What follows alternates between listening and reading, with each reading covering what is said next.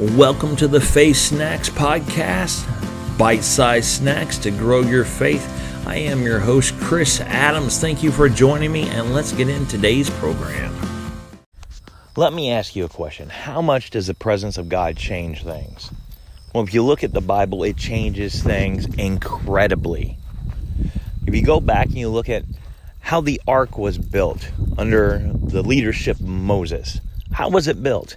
It was built according to the specifications, the plan, and the pattern that God gave to Moses.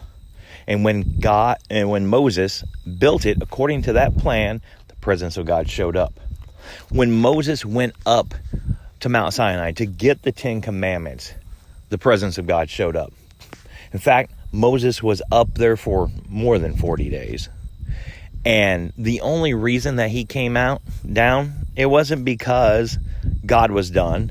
It wasn't because Moses was done. It's because the sin down on the ground at the bottom of the mountain with the golden calf had stopped the conversation between Moses and God. Sin disrupted the presence of God. And when Moses did come down, he had the glory of God shining so much that he had to put a veil on.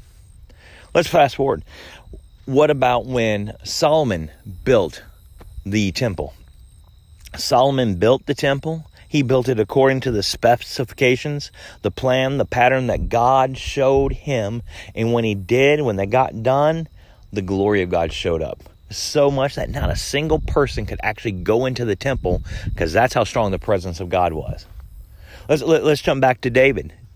David comes to power over Israel and decides, I'm going to go get the Ark of the Covenant because it's been left in some guy's basement, and we're going to get it and we're going to take it back to Jerusalem. Well, he gets it. He starts carrying it, and because they did not listen to what God said, bad things happen.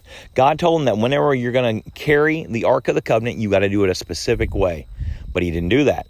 They threw it on a wagon. And some poor guy reached and put his hand there trying to catch it from falling off the wagon, and he died instantly. He didn't die because God was mad at him. He died because God is a holy God, and sin cannot come in contact with a holy God.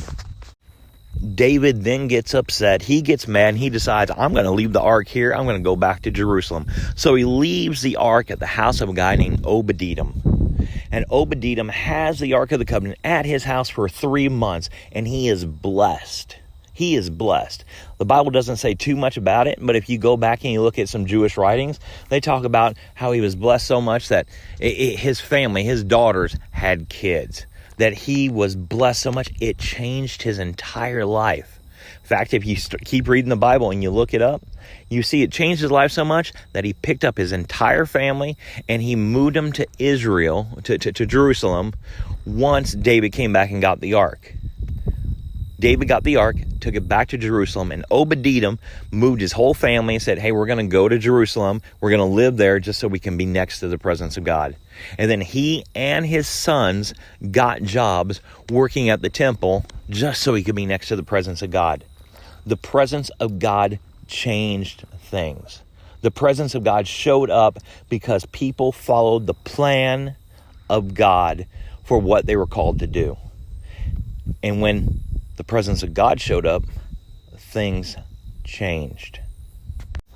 If you want things to change in your life, then you need to get the presence of God in your life. You need to stop what you're doing. You need to figure out what the plan of God is for your life, for the specific task that you're about to undertake, and find out how God wants you to do it. And then the presence of God is going to show up. And when the presence of God shows up, the blessings of God shows up, the supply of God shows up, so that he gives you the ability, the power, the increase, the money, whatever it may be, for you to do what he's called you to do.